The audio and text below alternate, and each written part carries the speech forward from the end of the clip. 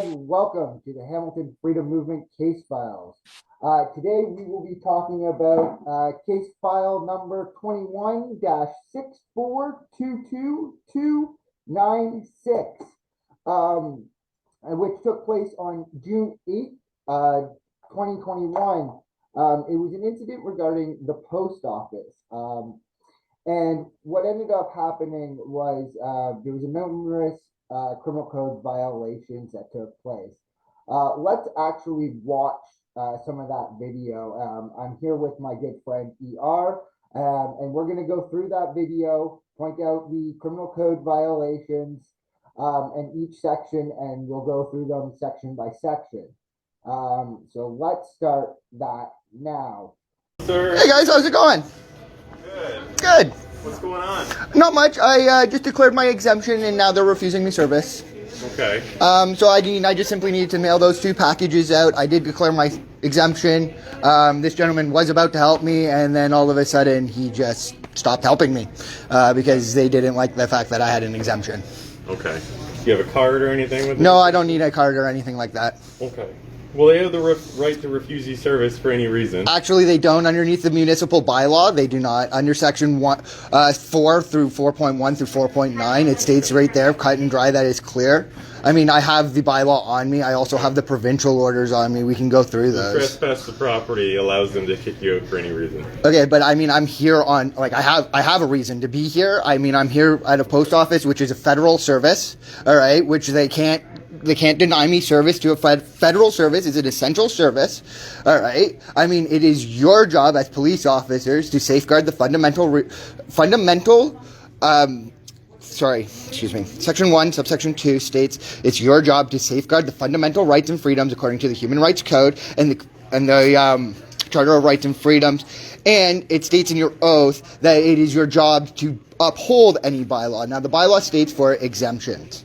All right, so I'm here on an exemption. Mm-hmm. I mean, again, I'm using a federal service for my mail, right? They can't deny me, like, it's not like I'm mailing bombs or guns or anything. I mean, it's simply a modem and a return to Amazon, right? Like I said, the gentleman was willing to help me out before, and then all of a sudden, somebody yelled about a mask, and he stopped helping me.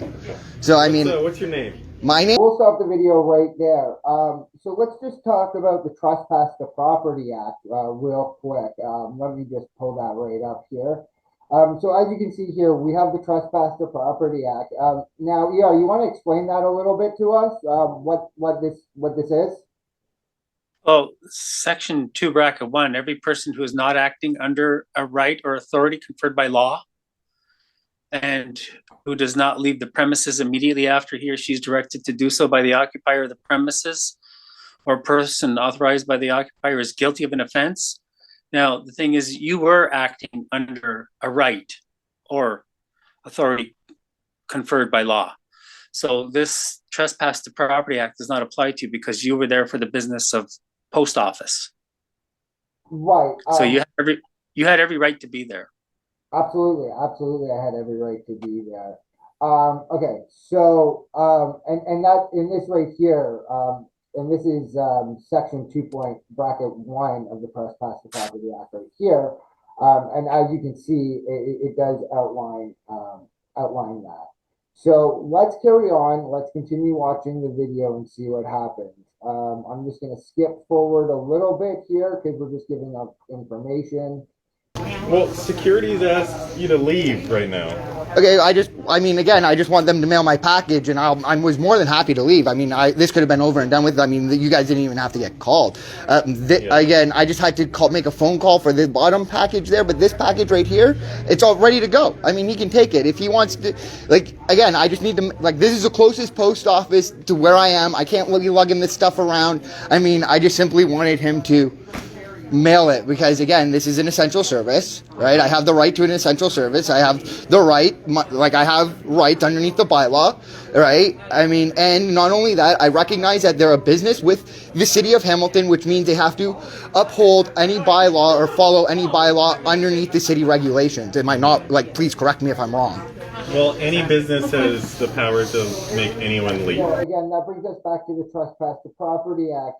Any business does not actually have the power to make you leave as long as you're there for the intended purpose of the business. Is there anything that I said there that was untrue, ER? No, I mean, you were correct. It was an essential service. You're being denied an essential service. And that is actually an element of terrorism. And we can pull that up right here. So that's, what is that? That's obstruction. It's also obstruction of justice as well. So let's talk about Yeah. obstruction of justice real quick before we reach on to the terrorism. Okay, so they perverted or defeated the course of justice. You had an exemption that should have been honored, and they defeated or perverted the course of justice. Your justice would have been served if your exemption would have been honored, and it wasn't, and it's supposed to be. So they perverted the course of justice. Okay, so well, this is obstruction of justice. Yeah, So it states here, everyone who willfully attempts in a manner to obstruct or prevent or defeat the course of justice in a judicial proceeding. But there was no traditional, there was no proceeding. So how could that be obstruction of justice if there was no? it's subsection 2. Subsection. Now, subsection 1 is in a judicial proceeding. Subsection 2 is any other manner. Okay, so let's look at subsection 2 here. So subsection 2, every person who intentionally attempts in any manner or other than a manner described in subsection 1 to obstruct, prevent, or defeat the course of justice is guilty of an indictable offense and is liable to imprisonment of not more than 10 years. So what those officers did, and everybody in there, essentially obstructed justice in a way where they interfered with an essential service. That's right. Becomes terrorism, which we have right here, 83.01 bracket 1. So let's, Jack, why don't you take us through terrorism here? Okay, okay, hold on. All right, so hold on. So section 83.01 bracket 1 were in whole or in part with the intention of intimidating the public or a segment of the public with regards to its security, including economic security, or compelling a person or a government or a domestic or an international organization to do or refrain from doing any act. So you are refrained from doing an essential service, which is the post office. So that becomes terrorism under section 83.01. Okay. And that intentionally, so it causes serious interference or serious disruption of an essential service. Okay. So that's 83.01 bracket 1. It's terrorism. 83.1. 83.01 bracket 1. Okay. Yeah. They compelled you to act or refrain from doing an act. And an essential service being seriously interfered with or disrupted. Okay, and under which section is that under? 83.1 bracket 1 bracket A? 83.01 bracket 1. Bracket 1. 83.01 bracket 1. Okay, let's take a look. Okay, the following definitions apply in part. Yeah, it's the B part. It's B. Okay, so let's scroll down to B and have a read at B. Okay, so B right here, an act of omission inside Canada, correct? Yep.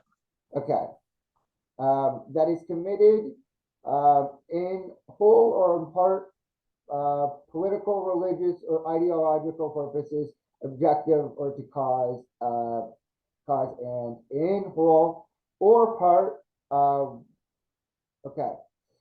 So yeah, as you can see here, they definitely interfered with the essential service being a post office. So in saying that, let's take a look at those officers again. Okay. So you're gonna allow them to discriminate against me. Is that what I'm hearing? They're asking you to leave. Yeah, but that's on grounds of discrimination because of a mask exemption. I'm just wanting to make sure that because of you're causing a disturbance. I wasn't causing a disturbance until You the. got word that you were causing a disturbance. Okay, well, I have everything on video. All right, they have everything on video. Yes, I recognize I'm talking loud, but again, I'm just trying to explain to them, and they don't want to hear it. So when somebody's trying to explain something to you and trying to talk over to you, you automatically assert yourself and get louder. Am I wrong? Well, if you would like to take this up with a civil suit, you can. But right Okay, now, but in order to separate everyone from this situation, I think it's probably best if you take your services to another post office, okay? Okay, but I'm here now. This is the problem. know. I don't know where there's another post office around here. I have no idea. Right? Like there was I'm one 2 blocks that way. that way. Okay. Can I have a card, please? A what? A card? Yeah. Yep. sure. Next, and I need a card from you too.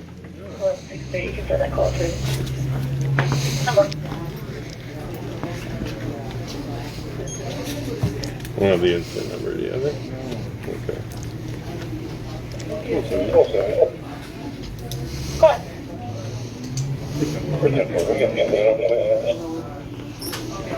I'm working. It's 642-296. 642-296. Good pressure.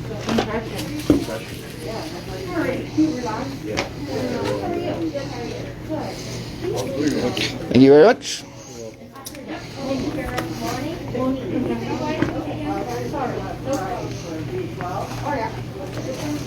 Thank you very much. Okay. All right. Stuff there? Yep, I'll grab that here in a minute.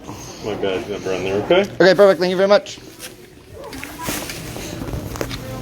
But again, when you do stuff like this, it's considered misconduct under the Police Services Act. Do you recognize that? Like, I'm just simply stating, do you recognize that it's misconduct underneath the Police Services Act when you're removing somebody on grounds of discrimination? It is straight up discrimination when I have a mask exemption. Oh, I do apologize. It is straight up discrimination when I have a mask exemption, right? And then when they say that you can't come onto the property because you have a mask exemption, that's discrimination. Am I wrong? They didn't call until you started yelling, right?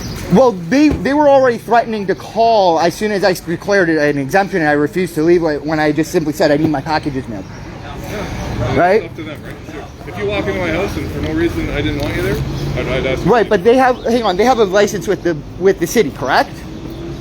And then in their licensing it states that they have to follow the bylaws. Am I wrong? To be honest with you, I don't know. So, as we just saw, those officers there, they did not uphold the Canadian Charter of Rights and Freedoms, or the Bill of Rights, and they committed several criminal code violations. So to me, this seems like a giant problem. Would you not agree? Yes. So again, like how would we fix this problem? So criminal code offenses have been committed by police officers. You must document it. One must document it, and then go to the police department and report the crime to the police department. And what one does is report police officers to the police department so that the police department can take into custody and question those who committed criminal code offenses, and that would be police officers.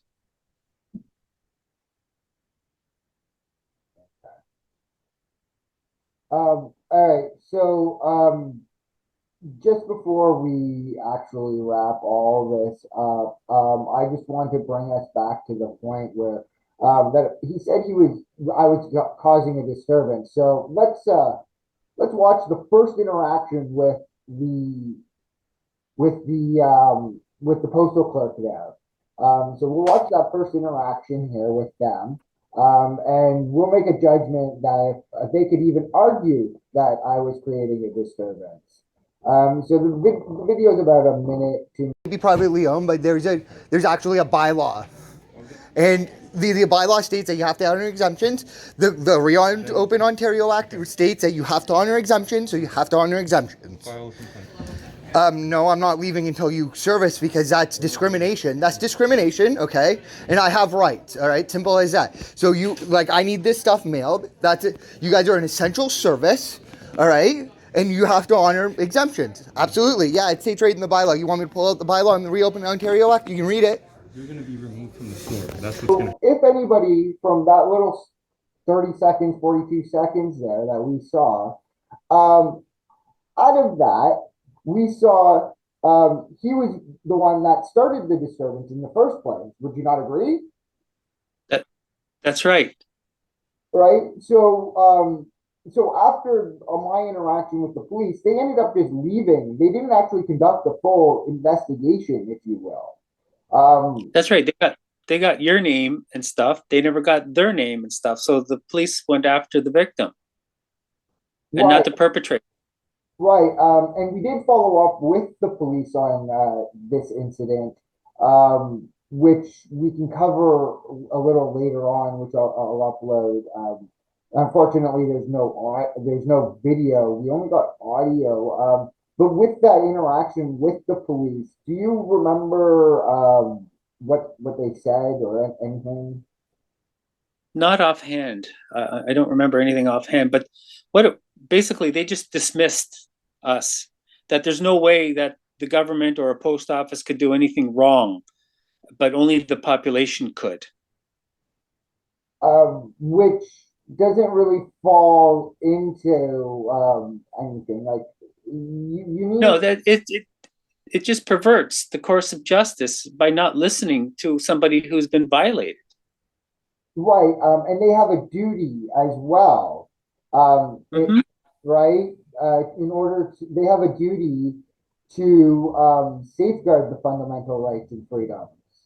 Well, yeah, like the right of the individual to equality before the law and the protection of the law. There was none of that. So they disobeyed a statute. They disobeyed the Canadian Bill of Rights, Section 1B. Disobeying a statute is a criminal code offense. These officers committed a criminal code offense. Disobeying a statute. Right.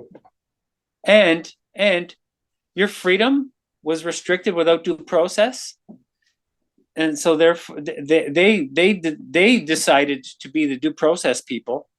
They decided to be a judge without even hearing you. They didn't hear you at all. You told them exactly the truth. They didn't even hear you at all.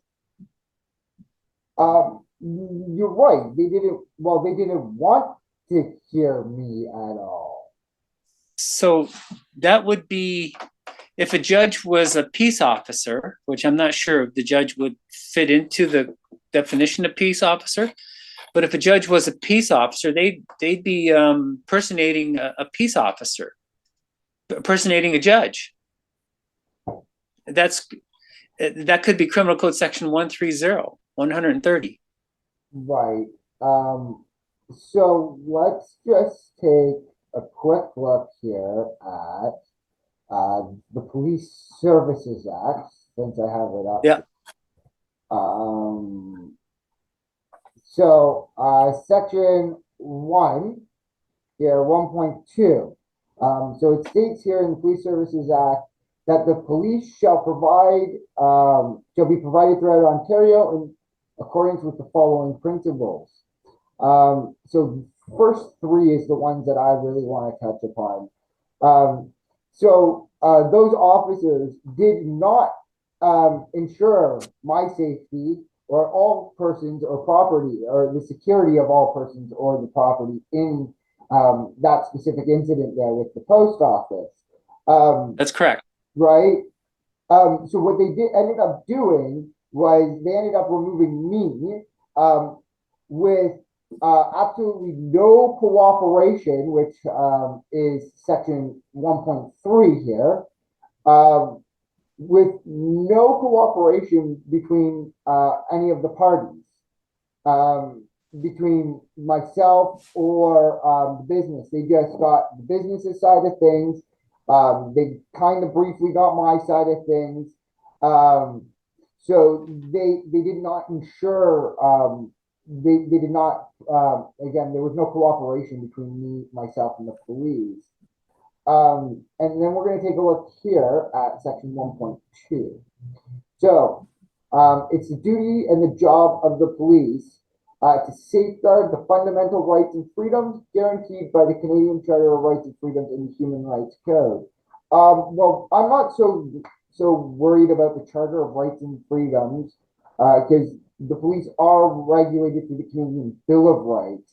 Why would it say the Charter of Rights and Freedoms in there, knowing what we do know about the Charter of Rights and Freedoms? That's a good question. I think it's a misrepresentation. The Charter of Rights and Freedoms is not an act of Parliament. It's not an act of Canadian Parliament. It's in the UK Parliament, and it only has force or effect within the UK. There is no Canadian Charter of Rights and Freedoms as an act of Parliament in Canada. And so therefore, the equivalent would be the Canadian Bill of Rights, which is an act of Parliament July 1, 1960. Right, and we will be discussing the Charter of Rights and Freedoms in our next episode of Law Talk, so be sure to tune in for that. And we will be going through the Charter of Rights and Freedoms and how it is a proclamation in our upcoming videos. So for right now, it seems to me that the police have disobeyed section 1 through 1.1, 1.2, 1.3, and so on. Because it even states here, under section 1.4, the importance and the respect for the victim of the crime and the understanding of their needs. Well, I was the victim of that crime. Those police officers did not understand my needs at that time, because my needs were to mail a package, and being a post office, you're a federal service, which means you're not privately owned by anybody. The federal government owns you, if I'm not mistaken.